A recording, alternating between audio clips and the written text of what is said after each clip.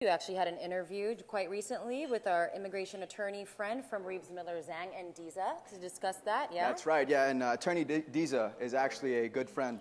We're dating back to when I was younger, so it's nice to catch up with him and really discuss this serious matter that people are anxious about. Nice. Let's take a look.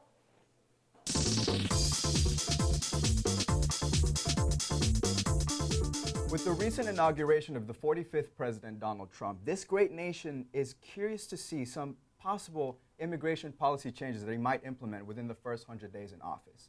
Here to speak with us about those policy changes is Attorney Flomy Diza from the law offices of Reeves, Miller, Zhang, and Diza. Attorney Flomy? Good afternoon, Josh. Welcome. Thank you for being here with us today on this gloomy day. Thanks for having me. So let's go straight into it. Can Donald Trump exercise these changes within the first 100 days? Does he have the power? Well, ang immigration is vested in Congress. U.S. Congress, meaning ito yung U.S. Senate and U.S. House of Representatives. So the President cannot immediately repeal, amend, or enact immigration laws kasi nasa Kongreso yan.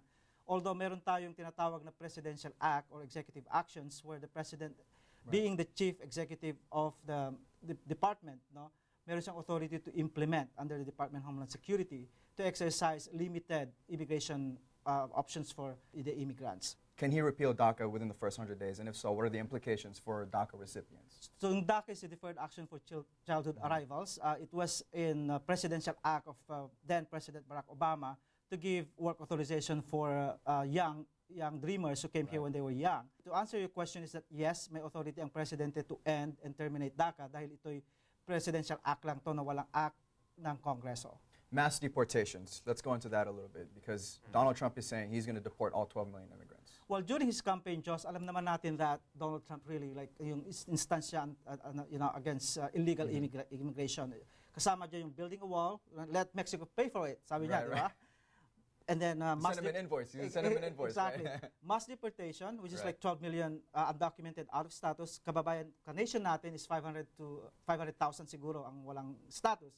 And then make life difficult for those undocumented kasi implement down niya yung, kung walang work authorization, hindi ka pwedeng i-hire. And the same time to end the DACA. So those are possible scenarios dun sa President Donald Trump's administration with regard to immigration. Sa mga ka-nation natin, huwag kayong magpanic. Unang-una, kalmado lang kayo. There's a lot of uncertainties right now dahil hindi natin alam during the first 100 days kung anong talaga implement ni President Trump. So what should their course of action be in that case? Well, unang-una, consult an immigration attorney, consult a specialist, sit down with an immigration attorney and tell your story. Lahat ng mga ka-nation natin na walang status o nasa DACA status sila, sit down with an attorney and discuss your case. There might be some possible alternative options for you na pwede namin gawin. I-assess natin yung kaso nila. Okay, so Attorney Flomy, where can our nation come and find you and talk to you? Well, we have 4 offices.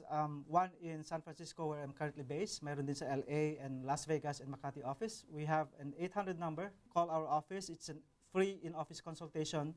Our nation would be talking to an immigration specialist to assess their case. Maybe a gloomy day, but thank you so much, Attorney Flomy, for sharing your wisdom with us. It's my pleasure. Thank you.